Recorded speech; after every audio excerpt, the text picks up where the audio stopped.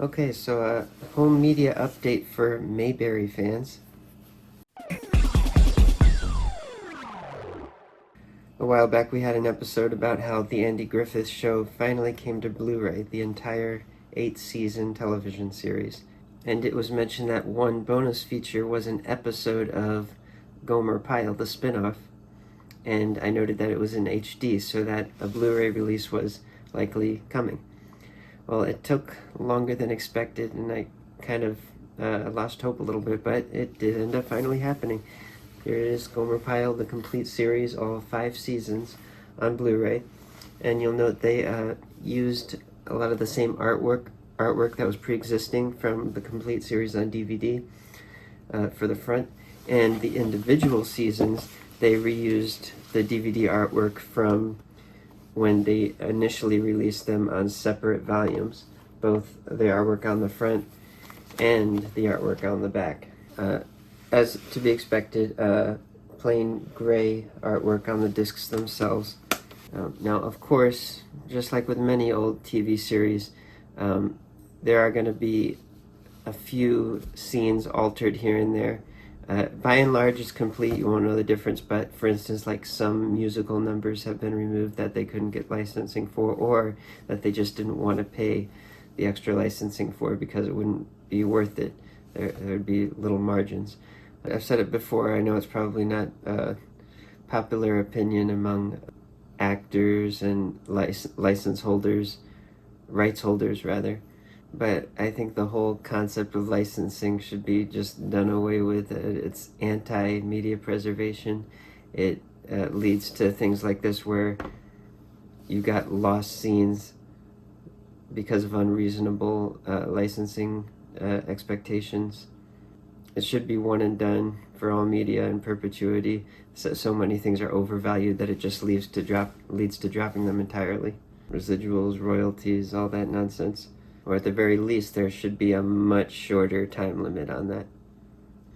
But as we know, things have moved in the opposite direction, like with Disney lobbying for extending copyrights far beyond their intended practical length. But that's another topic entirely. We'll get back to Gomer Pyle. So as far as bonus material, the DVDs had video intros by Jim Nabors on some episodes, and the Blu-ray doesn't. And the DVD package says audio commentaries by Jim Nabors on Ronnie Shell on select episodes.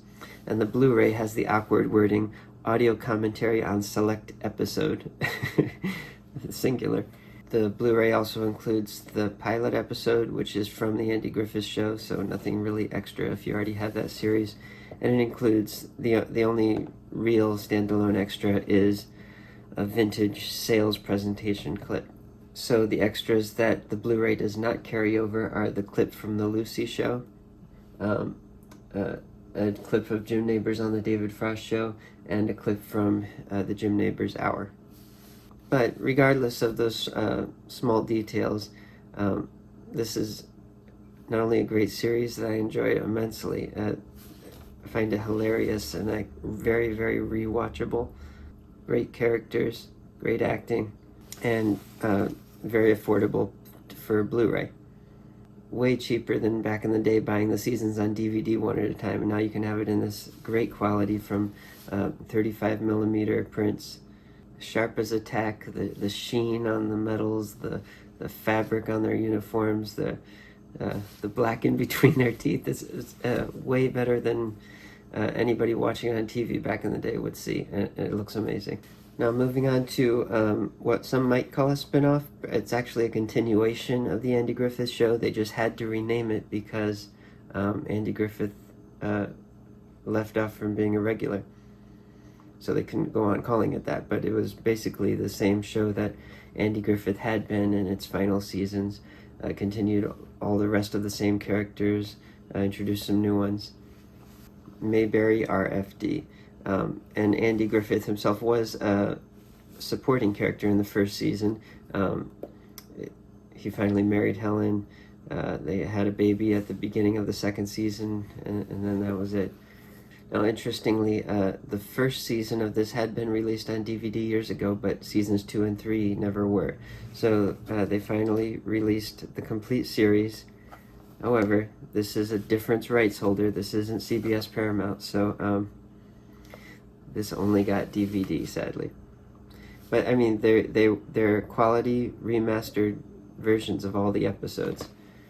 We knew they existed because these quality versions were being used for broadcasts, such as on MeTV, but it wasn't regularly seen, and of course heavily edited for commercials, and also at times cropped even for 16:9.